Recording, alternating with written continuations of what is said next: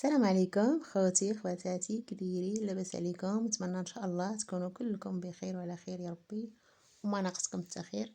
اليوم ان شاء الله غادي نوجدوا مع بعضياتنا الزيتون متمر.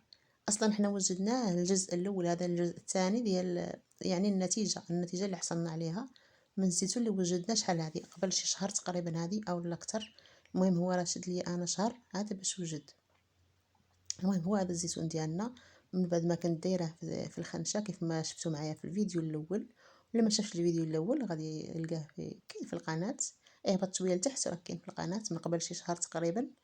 كيف ما قلت لكم درت الزيتون في الخنشه وفي القرعه اولا الكيس، كيف ما نقولوا خنشه ولا الكيس بحال كل واحد شنو كيقول لي. خنشه ديال الثوب، ومن بعد درت خنشه ديال البلاستيك ودرتو في الملحه مزيان، ودرتو في السطح وثقلته بواحد الحجره، حطيته في الكرسي وثقلته بواحد الحجره ثقيله وخليته مره وكنقلب ديك الخنشه وكنعاود نثقلها مره كنقلبها وكنعاود نثقلها مده شهر. ومن بعد شهر هذه هي النتيجه اللي حصلنا عليها. تبارك الله جا زيتون زوين ومتمر مزيان وناشف وزوين. راه نقي هنا، راه ما كنغسلو ما والو. انا راني ما غسلته ما حتى شي حاجه، ما نشرته والو، ناشف ونقي وزوين. كيف ما عرفتو راني غسلته في الاول ودرتو كان نقي ومزيان. ودابا غير انا خويته هنا في القصعات، خويته ودهنته بالزيت. هادشي اللي درت ليه. راه اللقطه اللي كبيت فيها الزيت ما تصوراتش. ها هو هنايا حدايا الزيت، حدايا كاس ديال العنبه. هنا في هاد القرعه هذه استعملت فيها نص كاس ديال زيت العنبه. هذيك القرعه راه هي عمرتها دهنتها بالزيت وخليتها وصافي. هنايا غادي ندوز ندير ليه هنايا واحد العطريه اولا شرموله ولا كيف ما بغينا نسميوها. المهم واحد الشرموله بسيطه وزوينه وبنينه وكتصبر. كيصبر لينا بلا ثلاجه كيبقى زوين مده شحال ما بغينا نخليه واخا يبقى حتى العام ما تتوقع ليه حتى شي حاجه بلا ثلاجه. بسم الله. هنايا عندي هادشي كيف ما قلت الزيتون هذا النص ديالو، النص درته في قرعه والنص بقى. وعندي هنايا هاد التوابل هادو اللي بغيت ندير. عندي هنايا هاد سميتو، عندي هنايا قزبر يابس، كمون، بصله خضراء ويابسه يعني مجفه، وعندي هنايا السودانيه او فلفله حاره، وهنايا عندي الزعتر، وعندي زيت الزيتون. صافي غادي ندير هنايا ان شاء الله هاد التوابل هاد التوابل هادو راه كتجي زوينين في الزيتون كيصبر معنا هاد الزيتون يبقى شحال ما بقى ما يوقع ليه حتى شي حاجه، حيت هادشي عندنا كله مجفف. حتى حاجه ما غادي تفسد. يعني الا كانت شي حاجه طريه غادي تفسد نحتاجو نديروه في الثلاجه، اما هادشي كله مجفف حتى شي حاجه ما غادي تفسد ان شاء الله يا ربي. بلا ثلاجه نخليوه هكاك في شي بلايصه ونخليوه ما تيخسر ما والو. هاد الطريقه هادي راني مجرباها وسنين وانا كنجربها، ما تيخسر ما حتى شي حاجه، كيبقى كيف ما حطيناه. المهم نديروه في شي علبه هكا مسدوده مزيان ونخليوه قرعه ولا صبيره ولا علبه، المهم تكون مسدوده مزيان ونخليوه. مره كنجيو نحركوه شويه هكا، كنشدو ديك القرعه ولا ديك سميتو مره كنحركوه شويه هكا مع بعضياتو تنخليوه ما تيخسر ما والو.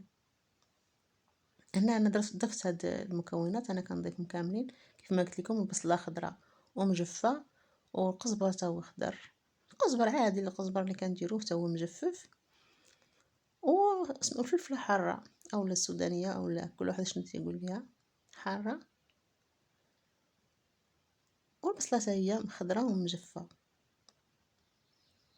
بصله طريه يعني بصله خضراء طريه ومجفه، وزيت الزيتون بطبيعه الحال.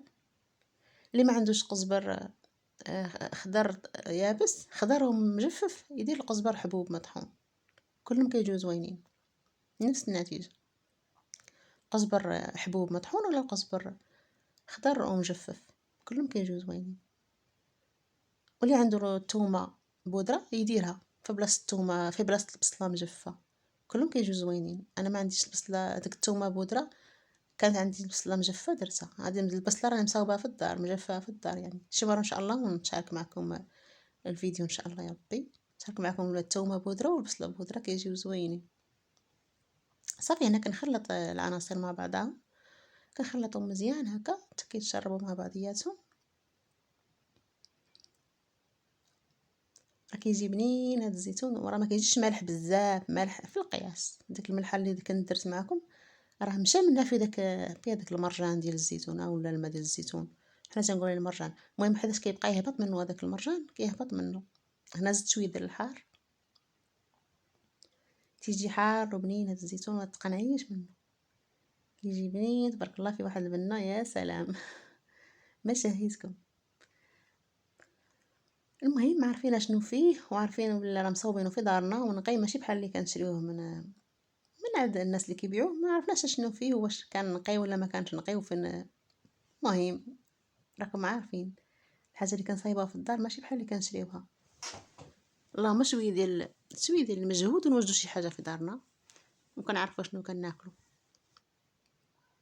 المهم انا خلطت هاد الزيتون مع هاد التوابل مزيان، وكنعمرونا في واحد الصبيرات اولا قرعه بحال هذه ديال الزاج ولا كيف ما بغيتو.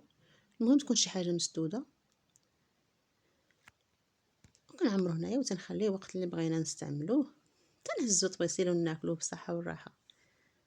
ما كنزيدو فيه حتى شي حاجه. وهذا ديال القرعه هو فيه هذا، فيه غير الزيت مدهون بالزيت وصافي. حتى هو ملي كنبغيو نحطوه كنزيدو ليه اللي بغينا، كنزيدو ليه شرموله خضراء ولا اللي بغينا، كنزيدو ليه الربيع، كنزيدو شويه الحامض، نزيدو شويه الثومه اللي كتعجبو، اللي ما كتعجبوش ما يديرهاش، شويه الهريسه، شويه الكمون. المهم كيبقى داكشي حريه الاختيار، اللي بغى شي حاجه كيزيدها.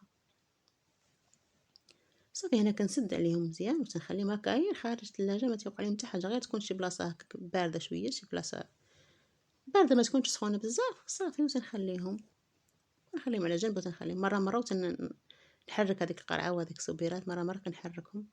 انا هذا عندنا الزيتون اللي في القرعه اللي وجدت معكم، راكم عرفتوا، اللي شاف الفيديو راه عارف القرعه. هنا مازال ما وجدتش شويه، هذا خاص واحد شويه، خاص واحد 5 ايام 6 ايام هكاك. كيبان ليا باقي مازال ما ولاش كحل من الداخل، باقي كيبان ليا حمار شي شويه، اللون ديالو شفتوه باقي خاصو شي شويه. هذا كيتعطل على ديال الخنشه. المهم ديال الخنشه كيوجد قرا اكثر من هذا، كيوجد دغيا عليه، ما كيتعطلش بحال هذا كيتعطل. هذا كيف ما قلت لكم وجد في شهر ديال الخنشه، وجد في الشهر هذا باقي خاصو شي شويه.